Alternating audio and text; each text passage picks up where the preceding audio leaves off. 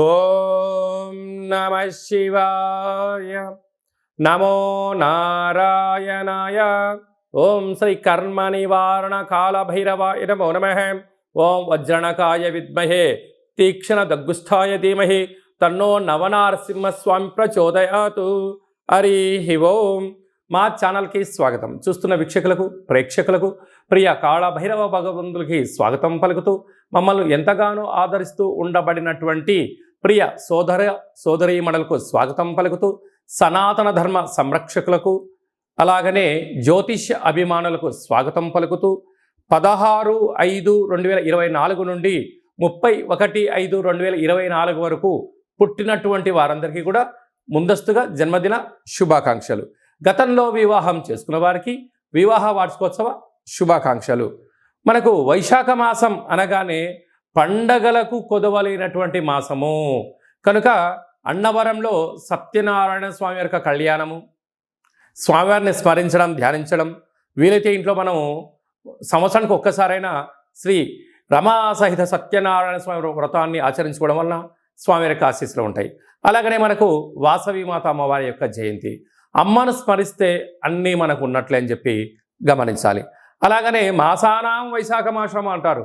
వైశాఖ మాస పూర్ణిమ తిథి యందున అరుణాచల స్వామివారి యొక్క గిరి పర్వత ప్రదక్షిణ చేసినట్లయితే సర్వము శుభప్రదమే అని చెప్పి గమనించాలి. ద్వాదశ రాశుల్లో గ్రహ గమనాలు ఒకసారి వీక్షింపచేద్దాం. మేషరాశిలో బుధుడు మరియు శుక్రుడు సంచార స్థితి, వృషభ రాశిలో రవి గురు సంచార స్థితి, కన్యరాశిలో కేతు సంచార స్థితి, కుంభరాశిలో శని భగవానుడు స్వక్షేత్ర సంచార స్థితి, మీనరాశిలో కుజరాహుల సంచార స్థితితో ద్వాదశ రాశుల్లో గ్రహ గమనాలు ఈ విధంగా ఉన్నాయి.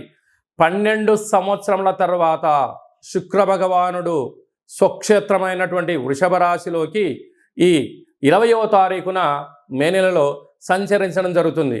అక్కడ విశిష్టత ఏమిటయ్యానగా 12 సంవత్సరముల తర్వాత దేవగురు బృహస్పతి వృషభ రాశిలో సంచారం చేయడం, గురు శుక్రులు అక్కడే సంచారం చేయడం, అక్కడే రవితో కలిపి ప్రయాణం చేయడం అనేటువంటిది ఒక రకమైనటువంటి గ్రహ సంచార స్థితి అని చెప్పి గమనించాలి.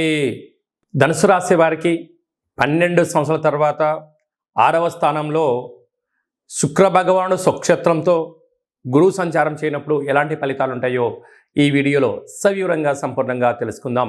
ధనుసు రాశిలో ఏ నక్షత్రాలు వస్తాయనగా మూలా నక్షత్రంలోని 4 పాదాలు, పూర్వాషాఢ నక్షత్రంలోని 4 పాదాలు, ఉత్తరాషాఢ నక్షత్రంలోని 1 పాదం కలిపితే ధనుసు రాశి అవ్వడం జరుగుతుంది.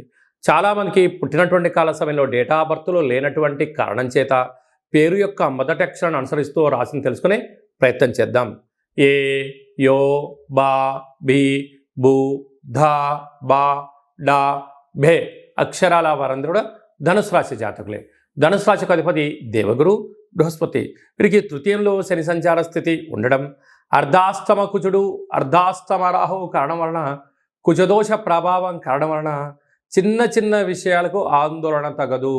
నిత్యము మిమ్మల్ని ఇంట్లో వాళ్ళు, ఆఫీస్లో వాళ్ళు, తల్లిదండ్రులు, అత్తమామలు, బంధువులు, మిత్రులు, స్నేహితులు, సన్నిహితులు అనేక మంది మీ ఆదాయం పైన, మీ జీవన విధానం పైన, ప్రతి విషయం పైన మీ పైన కన్నేసించారు అని చెప్పి గమనించాలి. విజయం కలిగితే మా వైపే మీకు విజయం కలిగిందని చెప్పి వారే మీ విజయాన్ని పండగల చేస్తారు. ఒక్క అవగింజంత తప్పు జరిగి ఎక్కడో ఒక అడుగు వెనక్కి వేస్తే ఇదంతా నీ వైపే జరిగిందని చెప్పి మిమ్మల్ని ముప్పేట దాడి చేయడానికి అనేక మంది శత్రువులు పొంచి ఉన్నారు. ధనుసు రాశి జాతకులు తస్మాత్ జాగ్రత్త. అలాగే పంచమ స్థానంలో బుధ శుక్ర సంచార స్థితి ఉండడం వలన నూతనంగా వివాహమైన వారికి సంతాన యోగం, పిల్లలకు మంచి బుక్స్, మంచి బ్యాగ్స్, మంచి డ్రెస్సులు, అలాగనే పిల్లల యొక్క ఆలోచనకు అనుకూలంగా వారికి మంచి ఎడ్యుకేషన్ సంబంధించి ఉద్యోగానికి సంబంధించిన ఎక్విప్మెంట్స్ కొనివ్వడం, స్థిర చరాస్తులు సొంతం చేయాలని మీ కోరిక నెరవేరబోతుంది. 12 సంవత్సరాల తర్వాత శుక్ర భగవానుడు వృషభ రాశిలో సంచారం చేస్తూ ఉండగా గురువు అక్కడే కలిసి ఉండడం, అక్కడే రవి చేత వీళ్ళిద్దరు హస్తగతం అవ్వడం వలన దయచేసి అప్పులు ఇవ్వద్దు, అప్పులు తెచ్చుకోవద్దు. దూర వాయు జల ప్రయాణాలలో అనవసరమైన ఖర్చులు పొంచి ఉన్నాయి. రుణ సమస్య, రోగ సమస్య, శత్రు సమస్య, బంధు మిత్ర స్నేహితులతో అనేక రకాలైనటువంటి వారందరూ కూడా మిమ్మల్ని ఎక్కడ తొక్కేయాలా అని చెప్పి కంకణం కట్టుకొని ఎదురు చూస్తున్నారు. కనుక వీలైనంత వరకు దూరంగా ఉండండి, ఏకాంతంగా గడపండి, ఆధ్యాత్మికంగా ఉండండి, ధర్మ మార్గంగా ఉండండి. మీ ఉన్న చోటనే ఆనందాన్ని ఎత్తుకులాడుకోండి. ఆనందం అనేది డబ్బులు ఇస్తే రాదు. మీ ఆత్మ విమర్శ చేసుకొని మనస్సంకల్పంగా మీరు ప్రయాణం చేయగలిగినట్లయితే ధనుసు రాశి జాతకులకి అద్భుతమైన యోగం కలుగుతుంది. ఇలాంటి కాల సమయంలో 6వ స్థానంలో 3 గ్రహాల సంచార స్థితి, 12 సంవత్సరాల తర్వాత గురువు చేత శుక్రుడు సంచారం చేయడం వలన మీరు ఎంత బరువు అయితే ఉంటారో అంత బరువు కలిగినటువంటి గోధుమలను తులాభారంగా చేసుకొని, ఆ గోధుమలను మహాదేవుడికి రుద్రాభిషేకం చేసుకొని ఆవుకు ఆహారాన్ని ఏర్పాటు చేయడం వలన దోషాన్ని స్వీకరించి అదృష్టాన్ని మనకు ప్రసాదిస్తుంది. పక్షులకు పావురాలకు వేయండి, లేకపోతే జలజీవరాశులకు సమర్పించండి. అద్భుతమైన ఆనందం, ఐశ్వర్యం మీ సొంతమవుతుందని చెప్పి గమనించాలి.